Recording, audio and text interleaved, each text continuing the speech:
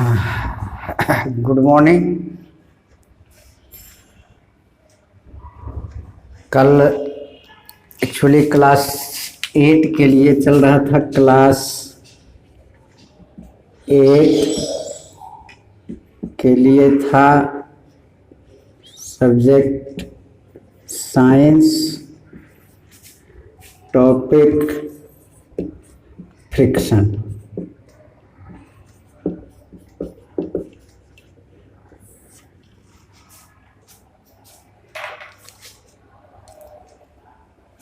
कल फ्रिक्शन चल रहा था और फ्रिक्शन में आपको टाइप्स ऑफ फ्रिक्शन में आपके किताब में 3 तरह का फ्रिक्शन दिया हुआ है। Types of friction.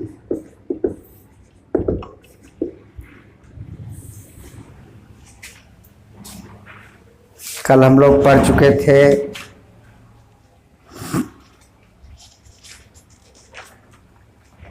Factors affecting the friction. आज टाइप्स ऑफ फ्रिक्शन।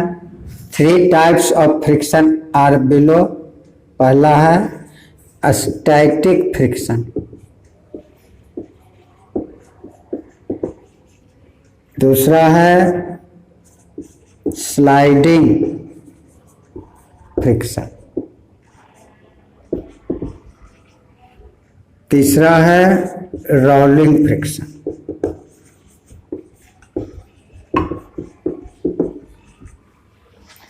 तीन प्रकार का फ्रिक्शन।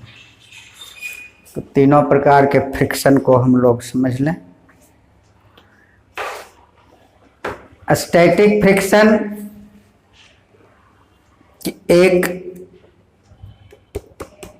ऑब्जेक्ट है, एक ऑब्जेक्ट पे कोई दूसरा ऑब्जेक्ट है और इस पे हम फोर्स लगा रहे हैं। ऊपर वाले पुस्तक पे हम फोर्स लगा रहे हैं तो पुस्तक खिसक नहीं रहा, और फोर्स बढ़ाएंगे तो भी नहीं खिसक रहा, और फोर्स बढ़ाएंगे तो भी खिसक नहीं रहा। तो एक ऐसी स्थिति आएगी कि यदि हम हल्का भी फोर्स लगा दें तो ये ऊपर वाला पुस्तक खिसकने के करीब आ जाएगा, मूव करने के करीब आ जाएगा।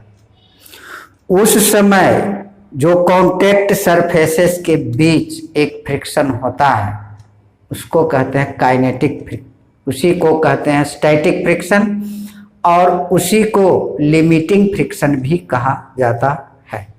स्टैटिक फ्रिक्शन का मतलब कि if a body is at rest on the surface of another body and the body is just tends to move, वो मूव करने के करीब करीब है, तब जो कांटेक्ट सरफेसेस के बीच एक फोर्स का प्रोडक्शन होता है उसको स्टैटिक फ्रिक्शन और लिमिटिंग फ्रिक्शन कहते हैं।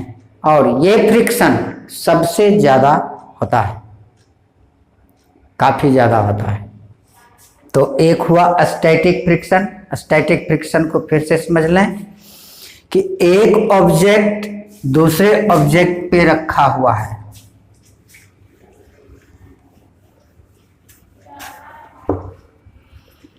This is a table surface and this is an object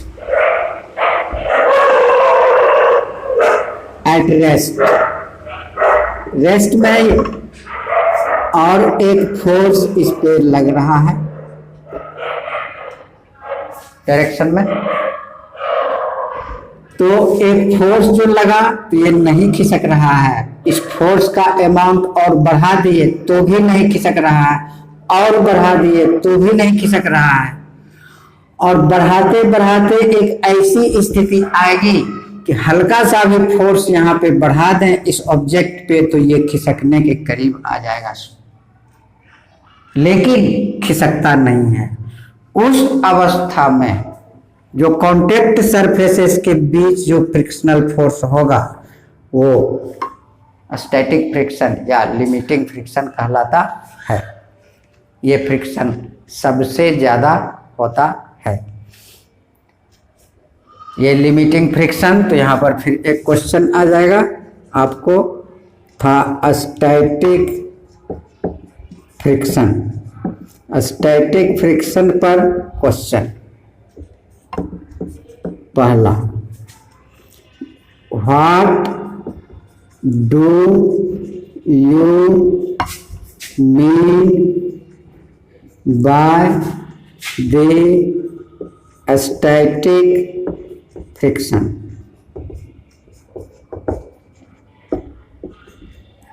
explain it by giving an example with figure.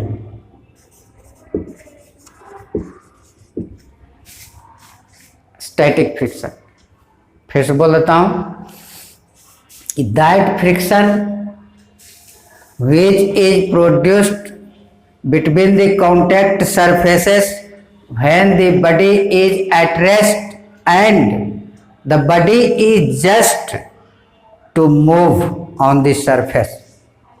Surface पर मूव करने के करीब करीब है लेकिन मूव नहीं कर रहा है, उस समय जो फोर्स का प्रोडक्शन होता है कॉन्टैक्ट सरफेसेस के बीच, उसको कहते हैं स्टैटिक फ्रिक्शन अथवा लिमिटिंग फ्रिक्शन।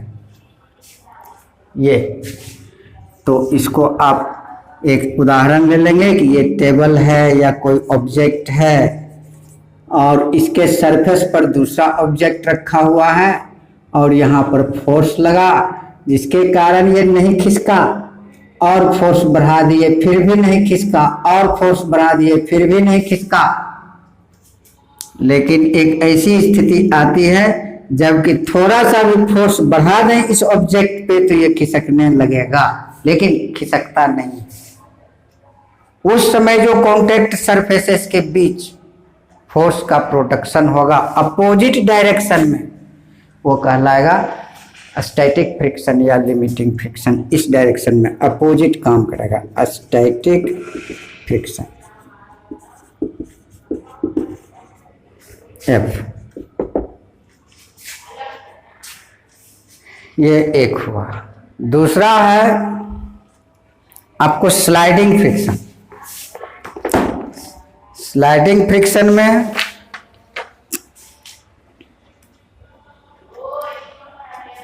स्लाइड खिसकना, स्लाइड का मतलब ये रखा हुआ है तो ऐसे स्लाइड कर रहा है, ये स्लाइड कर रहा है तो स्लाइडिंग फ्रिक्शन, या ऐसे स्लाइड कर रहा है, रोल नहीं कर रहा, स्लाइड कर रहा, खिसक रहा। उस समय जो फ्रिक्शनल फोर्स का प्रोडक्शन होता है कॉन्टैक्ट सरफेसेस के बीच, उसको कहते हैं sliding friction. If a body slides over the surface of another body then the force produced between the contact surfaces of the objects is called the sliding friction. This friction is smaller than the static friction. Static friction से ये छोटा होता है और rolling friction से बड़ा होगा। यह आपको स्लाइडिंग फ्रिक्शन है तो क्वेश्चन आपको आएगा स्लाइडिंग फ्रिक्शन का।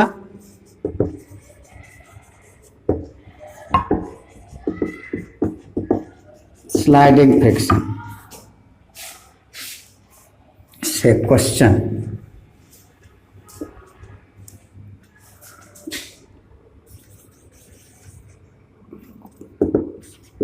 One, what do you mean by the sliding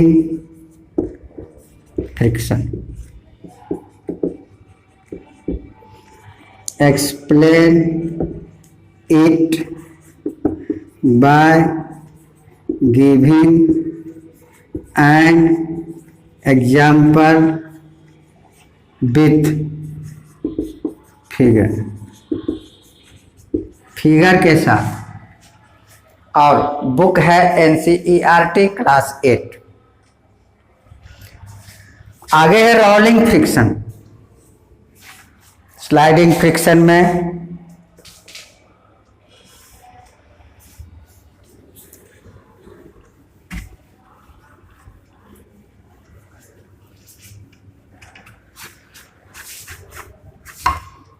आगे है रोलिंग फ्रिक्शन।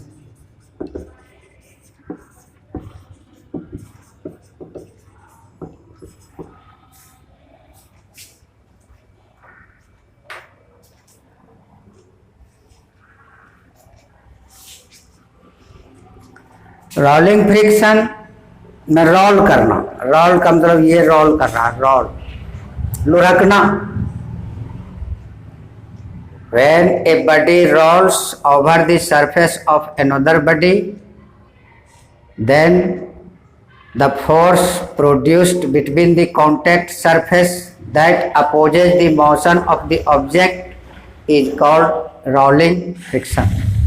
रोलिंग फ्रिक्शन, एक साइकिल रोड पे चल रहा है तो साइकिल के चक्का और धरती के सरफेस के बीच जो फोर्स का प्रोडक्शन होगा वो रोलिंग फ्रिक्शन होगा। कोई भी व्हीकल जो सड़क पे मूव कर रहा है अथवा ट्रेन जो पटरी पे मूव कर रहा है तो चक्का और सड़क के बीच अथवा चक्का और पटरी के बीच जो फ्रिक्शनल फोर्स का प्रोडक्शन होता है उसको रोलिंग फ्रिक्शन कहते हैं। और रोलिंग फ्रिक्शन सबसे कम होता है, स्टैटिक फ्रिक्शन से भी कम होता है और स्लाइडिंग फ्रिक्शन से भी कम होता है। तो क्वेश्चन है आपका question 3rd, what do you mean by rolling friction? Explain it by giving an example.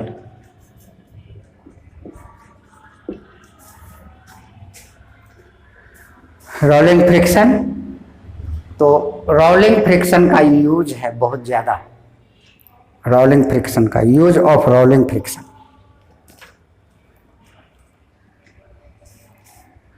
चक्का बनाया जाता है,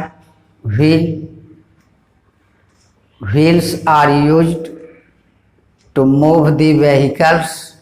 व्हाई? यहाँ पर एक क्वेश्चन आएगा 4था,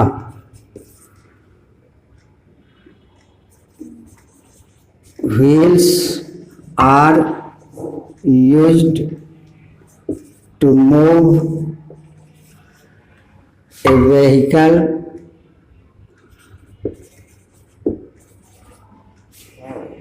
on the road. Why?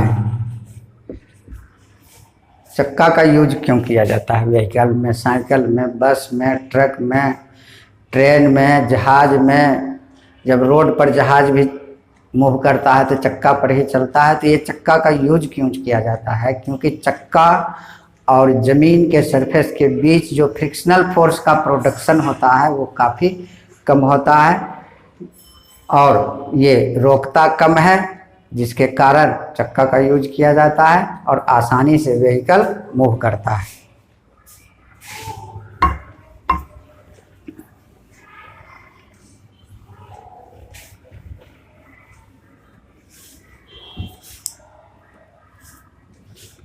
Order of different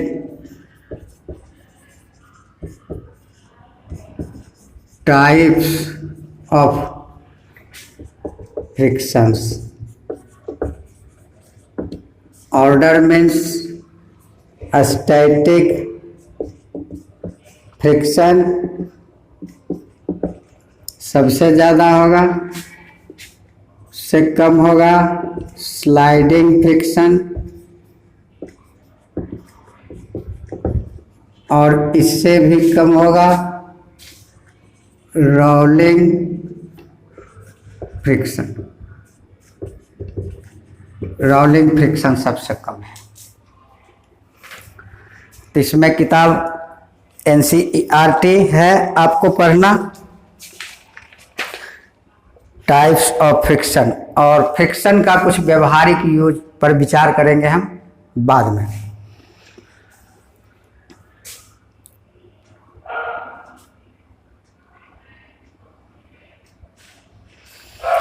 आगे है advantages of friction. Advantages,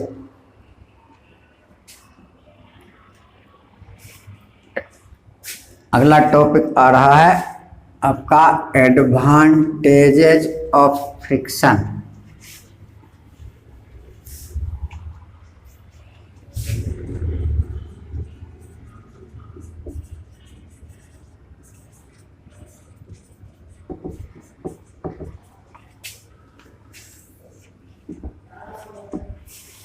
advantages में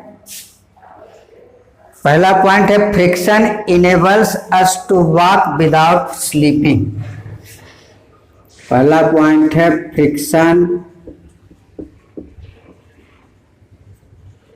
enables us to walk without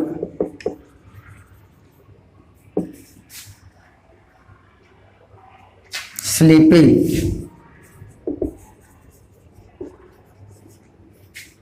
पहला पॉइंट, हम लोग टहलते हैं फ्रिक्शन के कारण।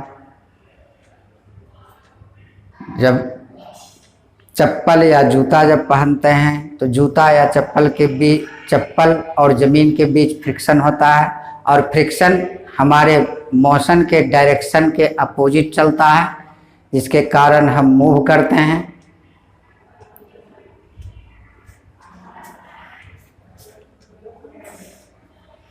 यहाँ पर एक क्वेश्चन है, रफ सरफेस जितना ज़्यादा रहेगा उतना आसानी से हम मूव करेंगे, और कहीं स्लिपरी आ गया, स्मूथ सरफेस आ गया, तब हम उस पर मूव करने में दिक्कत महसूस करेंगे।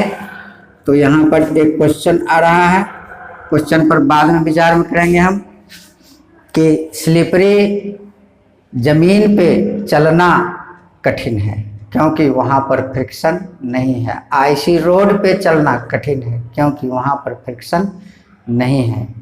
प्लास्टर्ड जमीन पे यदि पानी छिड़क दिया जाए या तेल छिड़क दिया जाए तो वहाँ पर का फ्रिक्शन घट जाता है, तो फिर वहाँ पर टहलने में बुलने में हमें दिक्कत आएगी। ये एक हुआ। दूसरा है कि केला का छिलका जमीन पर नहीं फेंकना चाहिए। यहाँ पर एक प्रश्न आता है, केला खा करके जमीन पर, रोड पर हम फेंक देते हैं केला का छिलका, तो जमीन पर केला का छिलका नहीं फेंका जाना चाहिए। कारण कि यदि टहलने वाले का पैर केला के छिलका पर पड़ गया तो केला का छिलका चिकनाहट पैदा करता है और जमीन को स्मूथ बना देता है, चिकना बना देता है, और हम गिर जाएंगे जमीन पर चलते चलते, जिसके कारण केला का छिलका जमीन पर नहीं फेंकना चाहिए। तो ये सारे प्रश्न एक साथ में दे दूंगा। दूसरा एडवांटेज है friction enables a car to move on the road. दूसरा है friction enables a car to move on the road. Car चक्के पे होता है और चक्का जमीन के कांटेक्ट में रहता है और चक्का रोल करता है जमीन पे और रोलिंग फ्रिक्शन कम होता है। तो रोलिंग फ्रिक्शन कम होता है, लेकिन यदि चक्का और जमीन के बीच वहाँ फ्रिक्शन होना जरूरी है। यदि जमीन और चक्का के बीच फ्रिक्शन नहीं होता है तो फिर कार नहीं मूव करेगी। तो वहाँ पर फ्रिक्शन होना जरूरी है, और फ्रिक्शन के कारण ही कार आगे बढ़ता है। चिकने रोड पर कार आगे नहीं बढ़ेगा, दिक्कत हो जाएगी। उसके बाद तीसरा है friction enables us to apply brakes. तीसरा है friction enables us to apply brakes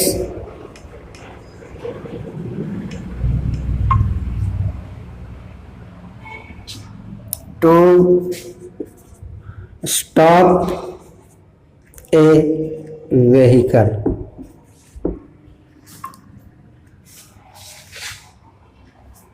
और टू स्लो डाउन इट। इसके स्पीड को घटाने के लिए अथवा रोकने के लिए ब्रेक लगाया जाता है। तो ब्रेक भी काम करता है फ्रिक्शन के कारण। फ्रिक्शन नहीं रहेगा तो ब्रेक भी काम नहीं करेगा। चौथा है आपका कि friction enables us to write and draw on paper. Friction enables us to write on the paper। यदि फ्रिक्शन नहीं होता तो हम कागज पर लिख भी नहीं सकते थे कलम से या पेंसिल से, या ड्राइंग नहीं बना सकते थे, या फिगर नहीं बना सकते हैं। ये फ्रिक्शन के कारण संभव हुआ है। फिफ्थ है friction enables us to pick up और hold things in our hand. Fifth point, friction enables us to hold an object in our hand. किसी ऑब्जेक्ट को हम पकड़े रहते हैं, कलम पकड़े हुए हैं, तो ये फ्रिक्शन के कारण यहाँ अटका हुआ है। फ्रिक्शन नहीं रहता तो ये कलम गिर जाता। तो फ्रिक्शन के कारण हम किसी वस्तु को पकड़ सकते हैं और उसको कुछ देर तक होल्ड कर सकते हैं।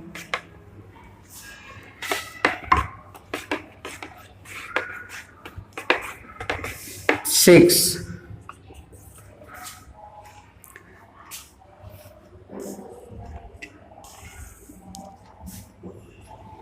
nails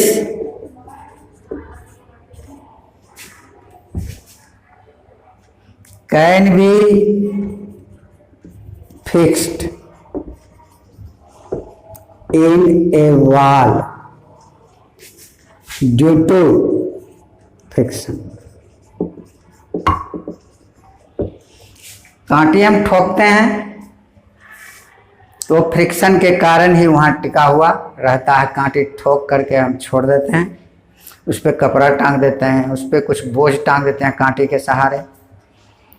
तो ये सब जो कांटे टिका हुआ रहता है और कांटे लोड भी थामे हुए रहता है फ्रिक्शन के कारण।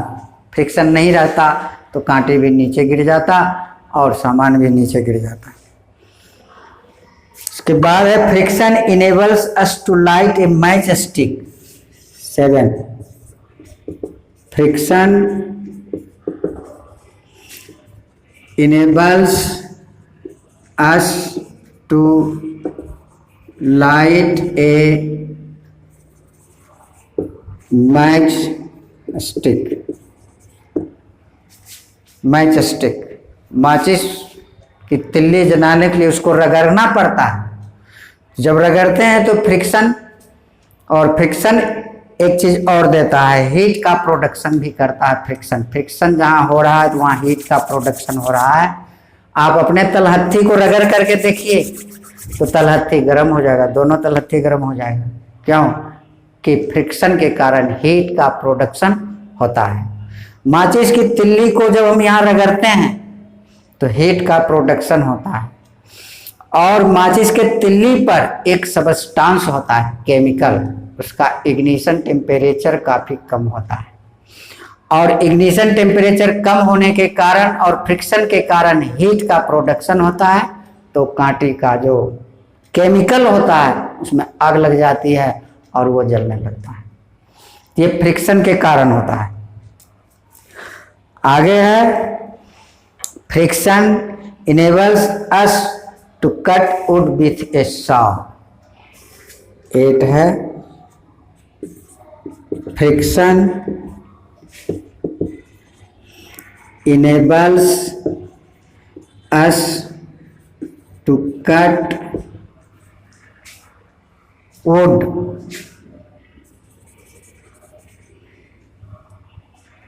with a saw। साव का मतलब आरा होता है, लकड़ी काटने वाला आरा, और उस आरा में दांत दांत बना हुआ रहता है। तो लकड़ी पर जब वो दांत दांत चलता है तो फ्रिक्शन ज़्यादा होता है, और फ्रिक्शन के कारण लकड़ी कट जाता है आसानी से। तो ये लकड़ी काटने में भी मदद करता है आपको। तो ये था आपको एडवांटेजेस। 8 पॉइंट हैं आपको एडवांटेजेस में, 8 पॉइंट्स, और 8 पॉइंट्स पर कुछ व्यवहारिक क्वेश्चन होंगे, डेली लाइफ पे आधारित कुछ क्वेश्चन होंगे। इस पर हम लोग कल विचार करेंगे। स्पेशल क्वेश्चन एक जगह सब कर दूंगा। आगे आया है डिसएडवांटेजेस ऑफ फ्रिक्शन।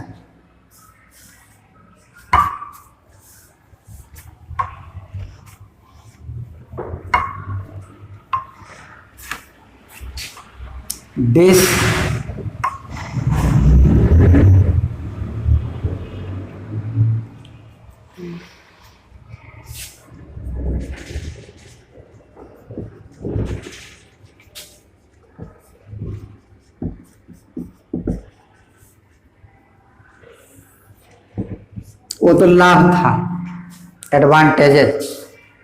अब है डिसएडवांटेजेस, हानि। फ्रिक्शन के कारण हानि क्या है, तो आप अपने व्यवहारिक जीवन में पहले देख लीजिए कि फ्रिक्शन के कारण घर में हानि क्या हो रहा है। आपके चप्पल के सोल घिस जाते हैं, जूते के सोल घिस जाते हैं। आप कपड़ा नया खरीदते हैं और कपड़ा धीरे धीरे फट जाता है। साइकिल खरीदते हैं, चक्का धीरे धीरे घिस जाता है और फट जाता है। तो ये आपको डिसएडवांटेजेस है, हानि। बर्तन को मांजते जाएं, मांजते मांजते पतला होता जाएगा। तो ये आपको व्यवहारिक जीवन में हानि है फ्रिक्शन के कारण। क्या क्या? सो पॉइंट वाइज मैं लिख रहा हूं।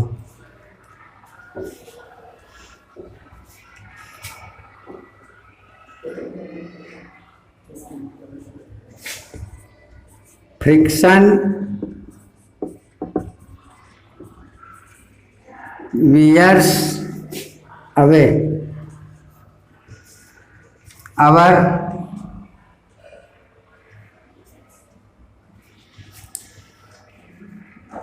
the souls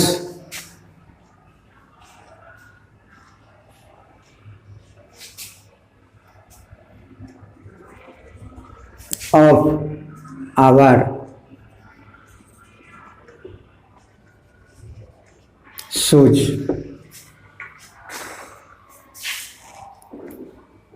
हमारे चप्पल या जूता के सोल घिस जाते हैं फ्रिक्शन के कारण। तो दूसरा है the tyres of vehicles wear out gradually due to friction. दूसरा पॉइंट है the tyres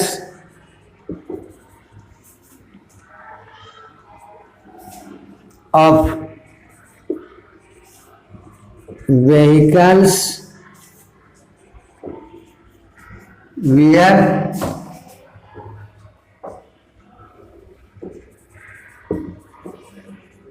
out gradually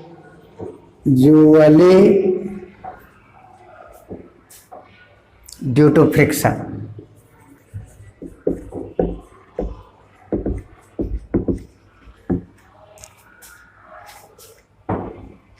vehicle का चक्का घिस जाता है फ्रिक्शन के कारण। तीसरा है friction wears out the rubbing machine parts. Friction wears out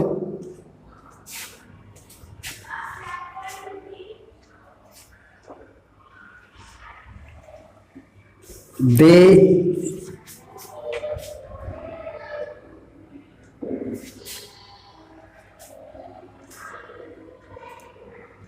machine parts, moving parts।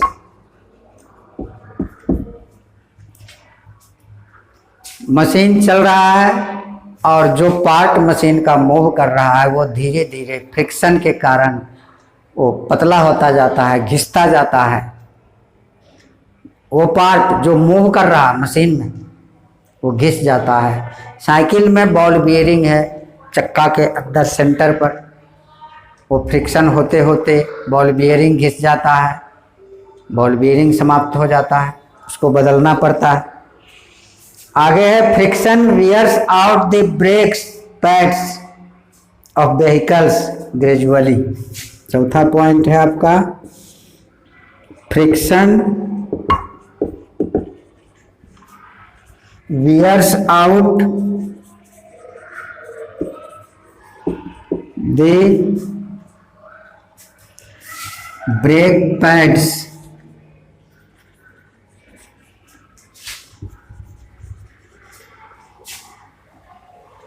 of vehicles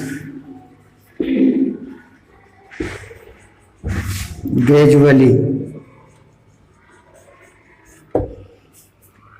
चौथा पॉइंट है ये ब्रेक जो लेते हैं ब्रेक भी घिसने के कारण पतला हो जाएगा। पांचवा पॉइंट है friction wears out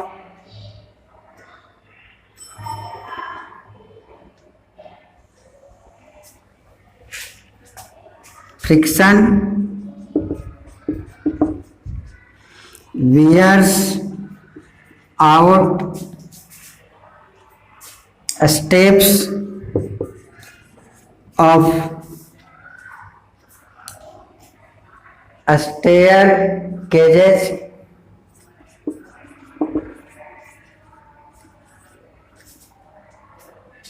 and foot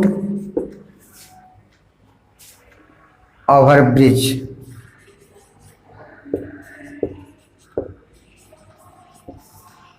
पांचवा पॉइंट है घिस जाता है, सीढ़ी भी हमारा घिस जाता है चलते चलते। छत पर सीढ़ी गई है जमीन से छत पर ज़्यादा दिन चलते रहेंगे तो वो सीढ़ी भी घिस सकता है। उसके बाद छठा पॉइंट है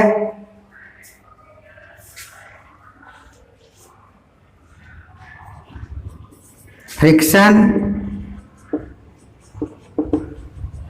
produces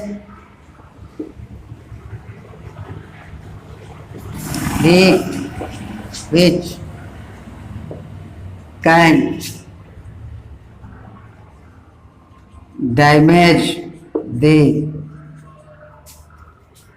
machine। फ्रिक्शन के कारण हीट का भी प्रोडक्शन होता है और वो हीट मशीन को हानि दे सकता है। उसके बाद है friction reduces the efficiency of A machine. सातवां पॉइंट है friction reduces the efficiency of A machine. एक मशीन का एफिशिएंसी का मतलब क्षमता, कार्य करने की क्षमता।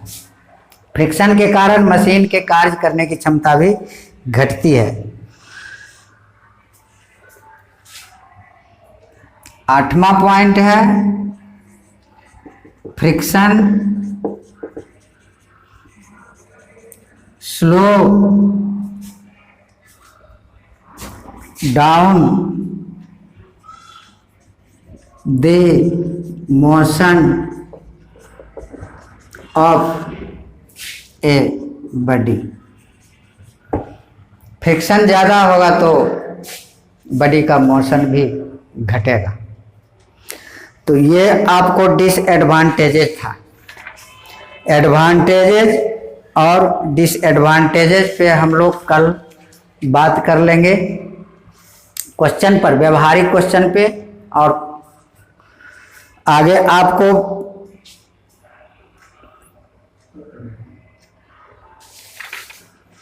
आज इतने तक रहने देते हैं। आगे कल होगा method of increasing friction and method of reducing friction.